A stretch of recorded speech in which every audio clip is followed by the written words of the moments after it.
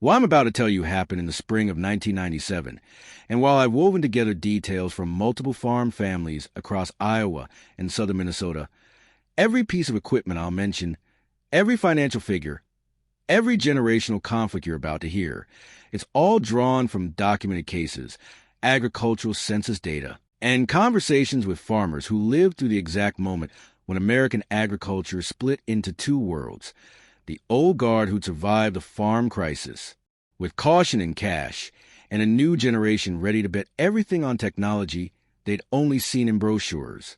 The USDA's 1997 Census of Agriculture recorded something remarkable that year. For the first time since the 1920s, the average age of American farmers had climbed above 54 years old, and the gap between what fathers thought farming should be and what sons believed it had to become had never been wider. This is a story about that gap, about a green tractor that meant two completely different things to two men, and about one April morning when a handshake turned into a $30,000 argument that nearly tore apart everything a family had spent 60 years building. Now, I've researched this story extensively because these father-son equipment conflicts weren't isolated incidents. They were happening on thousands of farms across the Corn Belt in the mid-90s. So before you judge either man in this story too harshly, ask yourself what you would have done if you'd been standing in their boots, with everything your family ever worked for hanging in the balance. And if you remember farming in the 90s, or if you've got your own story about family and tractors and the decisions that changed everything, drop it in the comments. These stories matter. This history matters. Because the lessons from 1997 are playing out again right now on farms across America, just with bigger numbers and fancier computers. Let's go back to Hancock County, Iowa. April 1997. The morning it all came apart. Leonard Hessman woke that Tuesday to the sound of a diesel engine idling in his driveway, which was unusual on a farm, except it was 5:30 in the morning, and he recognized that particular diesel rumble the way you'd recognize your own child's voice in a crowded room. That was his John Deere 4440, the tractor he bought used in 1989 after scraping together $12,000 cash at an auction outside of Garner. The tractor that had pulled him through some of the hardest years farming had ever seen. He pulled on his jeans and walked to the kitchen window. What he saw there stopped him cold.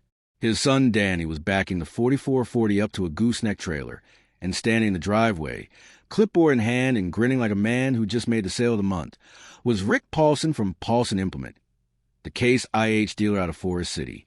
Leonard didn't put on his boots.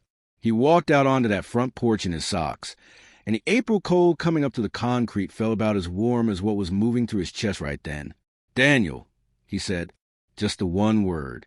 Not Danny Daniel, the name his son only heard when things had gone seriously wrong. Danny cut the engine. The sudden silence felt loud. Rick Paulson's grin faltered and died. "Dad," Danny said, climbing down from the cab, "I was going to talk to you this morning. Rick's here early to..." "To what?" Leonard's voice was quiet, dangerously quiet. "To haul off my tractor?" "It's not like that." Danny's jaw set in that stubborn way that reminded Leonard of himself at 32. "I made a deal. A good deal. We're trading up, Dad. Getting equipment that'll actually help us compete. Now, before this goes any further, you need to understand what that John Deere 4440 meant to Leonard Hessman. And to understand that, you need to understand what had happened to American farmers just a decade earlier. The 1980s farm crisis had been the worst agricultural depression since the 1930s. Between 1980 and 1986, the United States lost over 235,000 farms. Not just bankruptcies, but complete liquidations, families who'd farmed the same land for generations walking away with nothing. Interest rates had hit 21% in 1981. Land values in Iowa dropped by 60% between 1982 and 1987. The Federal Reserve estimated that by 1985, over 40% of all American farmers were technically insolvent, their debts exceeding their assets. Leonard Hessman had been one of the survivors, but barely. In the spring of 1985, he'd sat in the office of Hancock County Savings Bank while Bill Dvorak, a loan officer who'd gone to high school with Leonard's younger brother, explained that the bank was calling their operating loan $320,000, due in full within 90 days or they'd take the farm. Land Leonard's grandfather had broken with horses. Land his father had defended by working 3 jobs during the Depression. 740 acres that weren't worth half what the bank claimed he owed. Leonard had walked out of that bank on a March afternoon with his hands shaking and his vision tunneling, and he'd driven past his own driveway, past the farm he was about to lose, all the way out to the gravel pit on the county line, where nobody could see his truck. He'd sat there for 2 hours, staring at nothing, thinking about the 12-gauge and the gun cabinet back home, and how many farmers he knew who'd chosen that particular way out. The newspapers didn't report it. Suicide were just called accidents back then. But everyone knew. Everyone had heard the stories. He'd survived by selling everything that wasn't absolutely necessary. The new International 1086 they'd bought in 1979, gone at auction for 30 cents on the dollar. 160 acres of prime bottomland his father had bought in 1962, sold to a doctor from Des Moines who wanted to hunt deer, equipment, cattle, a pickup truck that was only 2 years old. They kept 400 acres in one tractor, a 1976 John Deere 4430, with over 8,000 hours on it. Transmission problems and a hydraulic leak they couldn't afford to fix properly. For 4 years, Leonard ran that farm with that one tractor, patching and welding and praying. His wife, Martha, went back to work as a school secretary. They ate venison and garden vegetables. They didn't take a vacation. They didn't buy new clothes. Danny, who'd been 14 when the crisis hit, wore jeans with patches on the patches and learned to rebuild carburetors by flashlight because they couldn't afford to heat the shop. You learn something after decades of work like that, not just about banks and equipment and bad years. You learn what time does to iron and what it does to a man. A lot of guys watching this are 55 or older, and you've got the same story in your joints that Leonard had in that tractor. Knees that feel stiff before you even stand up. Hands that don't close like they used to. Shoulders that ache for no reason. Except there's a reason. Years of doing what had to be done. And most men do the same thing Leonard did in the farm crisis. They just push through it and hope it holds. But maintenance matters. Just like a tractor needs lubrication and care to keep running year after year, your joints need support too, especially after 50, when your body naturally produces less of what keeps cartilage and mobility working smoothly. That's why I put a link in the description to a joint support formula many men your age are using to move easier, feel looser, and stay active without feeling old every time they get up. It's not a drug. It's not hype. It's practical support for joint comfort, mobility, and inflammation. The kind of keep-it-running approach that guys like Leonard respect. If your joints are slowing you down, check the first link in the description. Now, back to that driveway in Hancock County, because that 4440 wasn't just a tractor to Leonard. It was survival you could touch. By 1989, Leonard had paid off enough debt that the bank, under new management, Bill Dvorak, having retired quietly after the foreclosure scandal, would extend a small operating line again. That April, he drove down to Garner, where a farmer named Ed Carlson was selling out. Ed had fought the crisis for 5 years and lost. His farm was gone. His marriage was gone. He was moving to Omaha to work in a warehouse. And on that cold April morning, they auctioned off everything Ed Carlson had spent his life building. Leonard bought Ed's 1981 John Deere 4440 for $12,000 cash. Every dollar had been earned and saved. No loan, no payment book, cash money that meant he owned that tractor free and clear, and nobody, no bank, no government, no economy could take it from him. The John Deere 4440 was a hell of a machine for its time. Produced from 1977 to 1982, it put out 130 horsepower from a turbocharged 7.6-liter 6-cylinder diesel engine. It had a sound guard body, air conditioning, an 8-speed transmission, and 3-point hitch that could handle any implement you'd hook to it. In 1981, new Ed Carlson had paid just over $43,000 for that tractor, about $120,000 in today's money. By 1989, after 8 years and the bottom falling out of equipment values, Leonard got it for $12,000. He'd run that 4,440 for 8 years, put 4,000 more hours on it, replaced the clutch, overhauled the hydraulics, rebuilt the alternator twice. The paint was faded and the seat was cracked, and there was a dent in the left rear fender from the time Danny had backed into the grain leg. But that tractor had never let him down. Not once.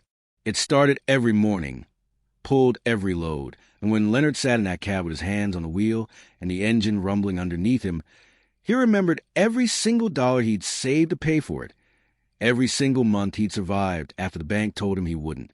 And now his son wanted to trade it in like it was last year's pickup truck. "What deal?" Leonard asked, still standing on that porch in his socks. "What deal did you make, Danny?"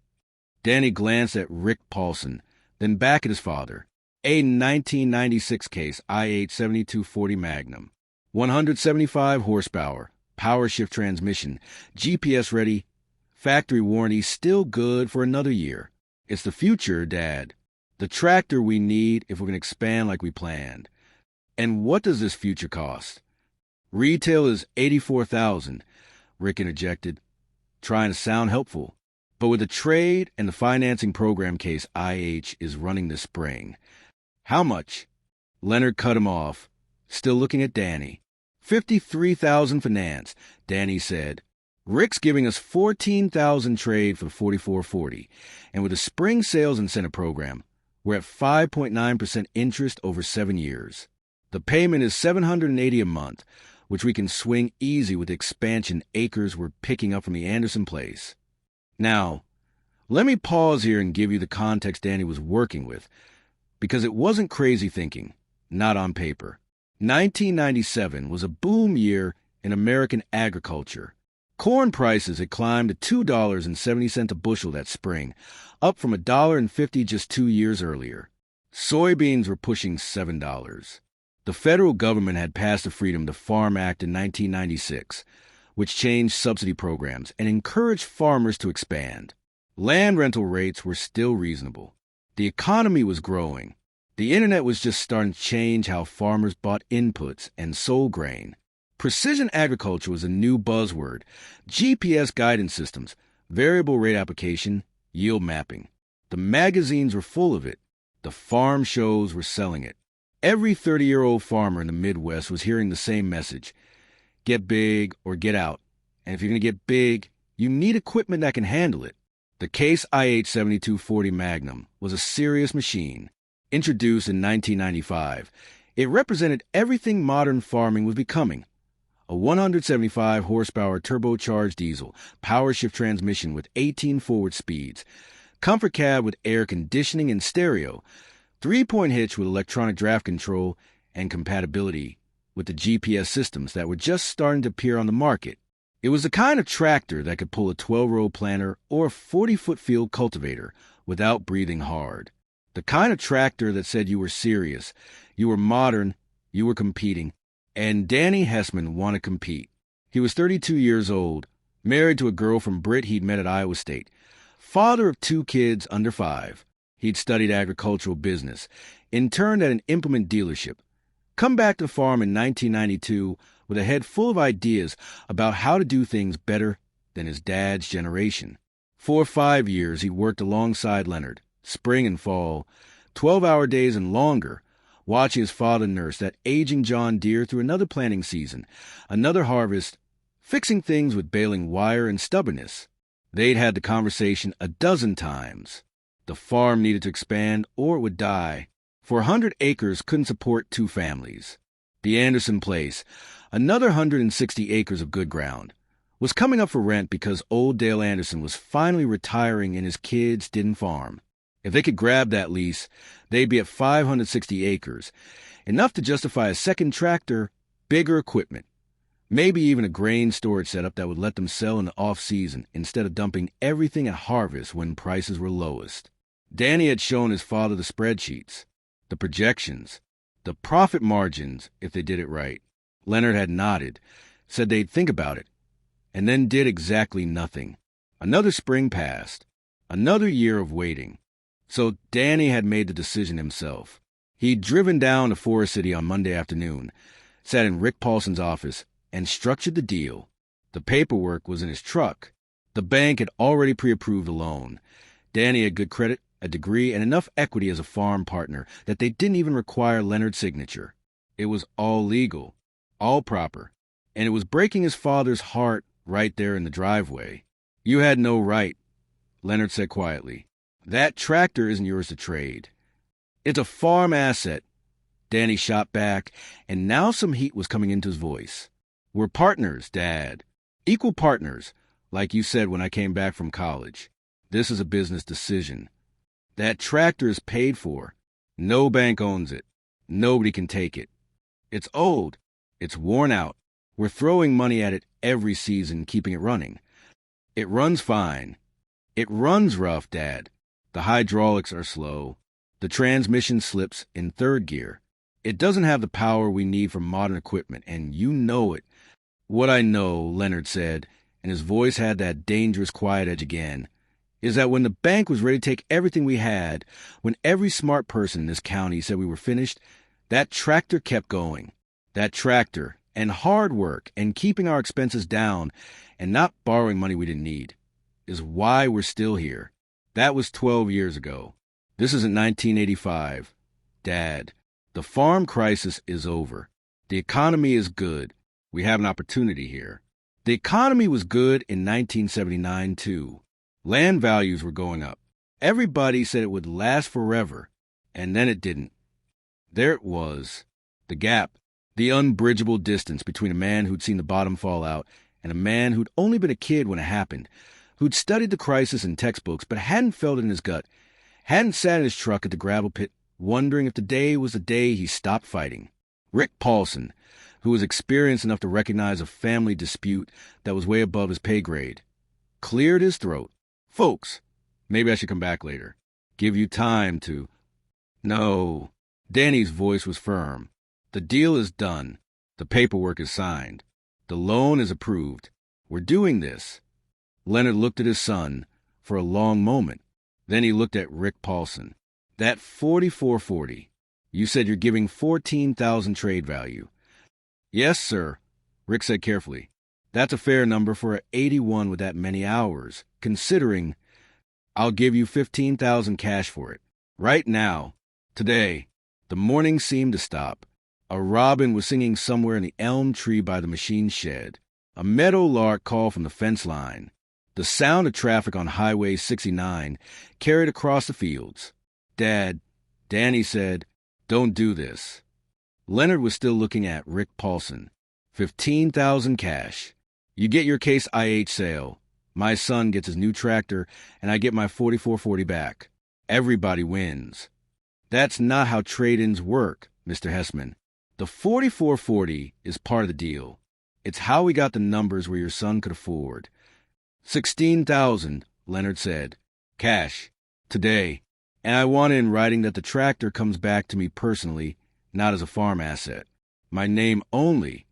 Rick Paulson was in a bind, and he knew it. He had a deal on paper with Danny, but Leonard Hessman was offering him cash money. Serious cash. For a tractor that Rick would have just sent to auction anyway. And more importantly, Rick Paulson had grown up in Forest City, had sold equipment in North Iowa for 23 years, and he knew which side of a family farm dispute a smart dealer didn't want to be on. I'll need to call my sales manager, Rick said finally.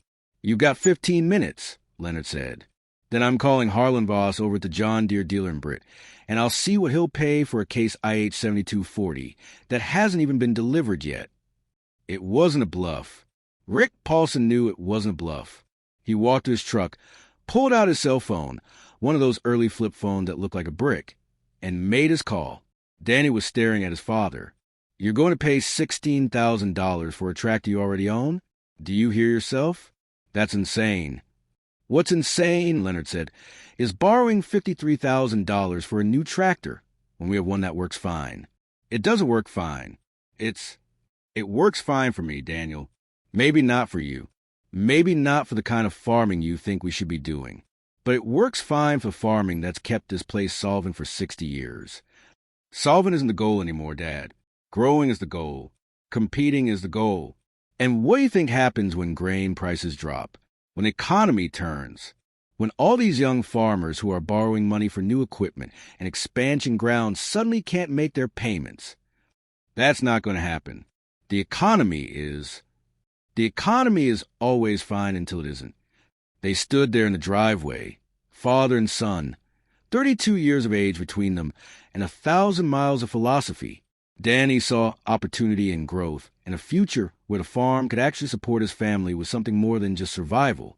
Leonard saw risk and debt and the memory of sitting in that truck at the gravel pit, looking at his own reflection in the rear-view mirror and seeing a man who'd lost everything. Rick Paulson came back from his phone call. My manager says we can do it. $16,000 cash, tractor sold back to you personally, separate bill of sale. But the case IH deal with your son goes through as written. Leonard nodded. Where do I sign? Dad, this is a mistake. We need that money for... No, Leonard said. You need that money. I need that tractor. There's a difference. The paperwork took 20 minutes. Leonard walked into the house, came back with a checkbook, the personal account he kept separate from the farm, the one Martha didn't even use, and wrote a check for $16,000. Rick Paulson wrote up the bill of sale. Both men signed it. And just like that, the John Deere 4440 that had been traded away at dawn belonged to Leonard Hessman again by 8 in the morning. Danny unhooked the trailer. He didn't say a word. He drove his pickup back to the machine shed, parked it, and walked across the yard to his own house, the little two-bedroom they'd built for him in 1992, 100 yards from his parents' place, and closed the door behind him. Leonard drove the 4440 back to the machine shed. He parked it in its usual spot, right where it sat for 8 years, and climbed down from the cab. His hands were shaking, not from anger, from something else, from the realization that he'd just spent $16,000, money they'd saved for Martha's retirement, for the grandkids' college funds, for the security they'd fought so hard to rebuild, because he couldn't stand the thought of watching that tractor drive away on a trailer. Rick Paulson brought the case IH 7240 Magnum out on Thursday. It was a beautiful machine, gleaming red paint and chrome, stereo in the cab, and a seat that felt like a lazy boy recliner. Danny took delivery, signed the papers, and parked in the shed next to his father's 4440. They didn't speak for 3 days. On Sunday, Martha Hessman had enough. She made pot roast for dinner, called both houses, and informed her husband and her son that they were eating at her table at 6 o'clock, and if they couldn't act like civilized human beings, they could both find somewhere else to live. Martha was 5'2" and weighed about 110 pounds, but when she used that tone of voice, grown men paid attention. They sat at that dinner table, Leonard at the head, Danny to his right, Martha between them like a referee. For 10 minutes, nobody said anything but pass the potatoes and thank you for the roast. Finally, Martha set down her fork. You can't run a farm like this. You can't work together if you're not speaking. He wasted $16,000 out of spite. Danny said, I bought a tractor I needed, Leonard replied. Nothing spiteful about it. You needed it? Or you just couldn't stand the idea of me making a decision without asking your permission? I didn't need permission to spend my own money. And I didn't need permission to trade farm equipment that's in both our names. Martha looked at her husband. Is that true? The farm is in both your names? Leonard didn't answer immediately. When he brought Danny back as a partner in 1992, they'd restructured as an LLC, Hessman Family Farms. Leonard owned 60%, Danny owned 40%, but the operating agreement said they both had to approve major purchases. They'd never defined what major meant. They'd never thought they'd need to. The tractor was a major purchase, Leonard said finally. Should have been a joint decision. You've been saying wait and see for 5 years. Danny shot back. If I'd waited for you to approve anything, we'd still be farming 400 acres with equipment from the Carter administration. And if you'd had your way, we'd be leveraged up to our eyeballs betting on prices that might not last. They're lasting. Corn is over $2.50. Beans are pushing $7. For now. Why does everything have to be for now with you? Why can't you just believe that maybe, things are actually getting better? And there it was. The real question. Not about tractors or money or business decisions. About whether Leonard Hessman could trust the future, or whether he'd forever be looking over his shoulder for the next disaster. Leonard was quiet for a long time. Then he said, I watched Ed Carlson sell that tractor to me in 1989. You remember Ed? Danny nodded. He'd been 15. He remembered. Ed believed things were getting better. Believed it all the way through 85, 86, 87. Kept borrowing, kept expanding, kept believing the bank when they said land values would come back. And when he finally had to sell out in 89, you know what he told me? He told me he'd spent his whole life working to build something. And in the end, the only thing he'd really built was a debt nobody wanted to inherit. Dad, I remember the crisis. I was there, but that was yesterday. That's what you're not understanding. To you, it's history. To me, it's yesterday. I can still feel what it felt like to sit in Bill Dvorak's office and hear him say the bank was taking the farm. I can still feel what it felt like to sit in my truck and think about ending it. That doesn't go away, Danny. That doesn't just fade because the economy turns around. The table was quiet. Martha reached over and put her hand on her husband's arm. But, Leonard continued, you're right about one thing. We can't keep running this place on caution alone. We need to grow. I know that. He paused, struggling for words. I just need to know that if things go south again, we've got something nobody can take from us. Something that's ours. Like a paid-for tractor, Danny said quietly. Like a paid-for tractor. Danny sat back in his chair. So what do we do? You've got your 4440. I've got the Magnum. We got $780 a month in equipment payments that we didn't have before. How do we make this work? Leonard thought about it. We keep both. You run the Magnum on the expansion ground. Use it for the heavy work, the big equipment.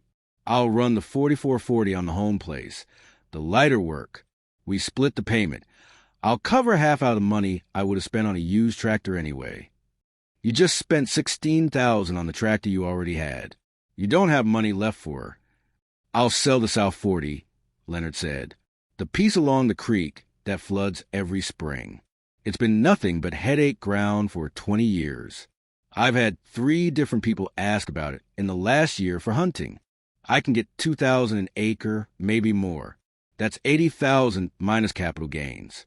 Enough to cover what I spent on the 4440, plus my half of the Magnum payments for the next 3. For years. Martha was staring at her husband. You'd sell your father's ground? Dad would understand, Leonard said. He'd say the living land is worth more than the remembering land, and that 40 acres has been more trouble than it's worth since before I was born. Danny was doing math in his head. If we lease the Anderson place, and we use the Magnum for the expansion work, and we can sell our grain off-season instead of at harvest, Dad, we could actually make this work. Not just survive. Actually make money. Maybe, Leonard said, if prices hold. If the equipment stays reliable, if we don't hit drought or flood, or any of the 1,000 other things that can go wrong. But we'll do it careful. We'll do it smart. And we'll do it with something in the bank that nobody can take. They shook hands across that table. It wasn't a perfect solution. It wasn't even a particularly good solution. But it was their solution, hammered out over pot roast, and the understanding that sometimes being family means figuring out how to be right and wrong at the same time. Now, let me tell you what happened next, because this is where the story turns into a lesson. Danny ran that Case IH 7240 Magnum like it was a religious experience. He took the Anderson lease, plowed and planted 560 acres that spring, ran a 12-row planter and a 40-foot cultivator like they were toys. The Magnum performed beautifully. The GPS-ready setup meant he could work at night when necessary, following those early guidance systems that weren't yet automatic but still cut down on overlap and skipped rows. They harvested 168 bushels per acre on corn that fall, well above county average, and soybeans came in at 42 bushels. At the prices they were getting, it was a hell of a year. Leonard ran the 4440 on the home 400, did the feeding and hauling and light field work, fixed small problems before they became big ones. At harvest, he noticed a Magnum's transmission was starting to act up. Nothing serious, just a hesitation in the power shift that Danny hadn't mentioned because he didn't want to admit the new tractor had any flaws. Leonard mentioned it to Danny, and they got it into the shop before it became a major repair. Warranty covered most of it. Year 2, corn prices dropped to $2.10. Not a disaster, but a reminder. The Hessmans were okay. They'd forward contracted some of their crop, had storage of the rest, could afford to wait. But 3 farms in Hancock County went under that year. Young farmers, most of them, who'd leveraged too hard in 96 and 97, expecting prices to keep climbing forever. Year 3, Leonard sold the South 40 acres for $87,000 to a doctor from Mason City who wanted to hunt deer and turkey. The closing was in March 1999. Leonard paid off his half of the remaining balance on the Case IH loan, put the rest in bonds, and told Danny that now they were running the farm with 1 tractor fully paid and 1 that would be paid off in another 2 years instead of 5. Year 4, 2000, the economy started wobbling. The dot-com bubble was deflating. Corn prices bounced around. Nothing catastrophic, just uncertainty. Danny, who was now 36 and had 2 more kids, started to understand what his father meant about sleeping better when you did no money. They made their payments, saved where they could, and kept working. By 2002, the Case IH Magnum was paid off. Both tractors were theirs, free and clear. The farm was running 560 acres, supporting 2 families, and putting money in the bank, not getting rich. Farming rarely makes anyone rich, but surviving well, living well, building something that could last. In 2003, Leonard Hessman turned 68. He'd been farming for 46 years, 40 of them on the home place. He sat Danny down one April morning, in the kitchen again, Martha making coffee, and said he was ready to step back, not retire entirely, but let Danny make the decisions. The official paperwork transferred Leonard's LLC stake to Danny over a 5-year schedule, with Leonard keeping enough to live on, but giving Danny control. They signed the papers in May. That afternoon, Danny drove out to Machine Shed and looked at those 2 tractors. The 1996 Case IH 7240 Magnum that had proven his point, and the 1981 John Deere 4440 that had proven his father's. Both of them were right. Both of them were wrong. That's farming. That's family. That's the choice every generation makes about what to hold on to and what to let go. Danny fired up that old 4440. It started on the first crank, like it always did. He drove out to home place, started working ground for planting, and realized that his father had been teaching him something for 8 years that he'd only just now understood. It wasn't about the tractor. It was never about the tractor. It was about knowing the difference between what you needed and what you wanted, and having the wisdom to know which one would keep you alive when the world turned hard. Now, I need to give you some final context here, because this story isn't just about one family. According to USDA data, farm debt in the United States climbed from $155 billion in 1995 to over $210 billion by 2005. The average debt per farm increased by nearly 40% in that decade. Equipment costs were part of it. That Case IH 7240 Magnum that cost $84,000 in 1996 would have cost over $140,000 by 2006. Land prices were part of it. Input costs were part of it. But underneath it all was a fundamental question that every farm family was answering. How much risk can we afford to take? The Hessmans answered it by splitting the difference. 1 tractor on a payment, 1 tractor paid for. Expansion financed carefully with something held back. It wasn't exciting. It wasn't aggressive. But when corn prices dropped below $2 in 2005, when fuel costs spiked in 2007, when the 2008 recession hit, and suddenly all those guaranteed commodity prices didn't look so guaranteed anymore, Hessman Family Farms was still standing. That John Deere 4440 ran until 2011, when Leonard finally admitted it was time to let it go. They sold it to a young farmer from Britt for $8,000, a third of what Leonard had paid to buy it back in 1997. And that young farmer ran it for another 3 years before the transmission finally gave up. 33 years old, over 12,000 hours, and that tractor never once failed to start or quit in the field. The Case IH Magnum ran until 2015, when the power shift finally wore out beyond economical repair. They traded it for a used Magnum 275, paid cash the difference, and kept right on farming. Danny Hessman is 61 now, running the place with his oldest son. They farm 920 acres, a mix of owned and leased. They run modern equipment, use GPS and variable rate, and all the technology that's become standard. But they do it careful. They do it smart. And they never finance more than one major piece of equipment at a time. Because Danny learned something in the spring of 1997 that he's never forgotten. Sometimes the old man knows what he's talking about, even when he's wrong. And sometimes winning an argument costs you exactly what you were fighting for. Now, if you lived through the 90s, if you remember when GPS first came to farming, if you've ever had a father-son argument over equipment that was really about something deeper, drop your story in the comments. This history matters. These lessons matter. Because right now, in 2026, there are young farmers making the exact same choices Danny Hessman made in 1997. And there are old farmers holding on to the exact same fears Leonard Hessman held on to. The technology changes. The prices change. But the fundamental question stays the same. How do you balance growth with security? How do you honor the past while building the future? And if you want more stories like this, real agricultural history, real family conflicts, real lessons from American farming, hit that subscribe button. I spend weeks researching each of these stories, tracking down equipment specifications, USDA reports, financial records, and interviews with the people who lived through these eras, because I believe this history is worth preserving. This isn't just entertainment. This is the story of how American agriculture became what it is today, one family decision at a time, one tractor at a time, one generation arguing with the next about what it means to farm right. Thanks for watching. And remember, the best tractor is the one that's paid for when the bottom falls out. Leonard Hessman knew that. Danny Hessman learned it. And somewhere in Iowa right now, there's another family having that exact same conversation, trying to figure out which one of them is right. Most of the time, the answer is both.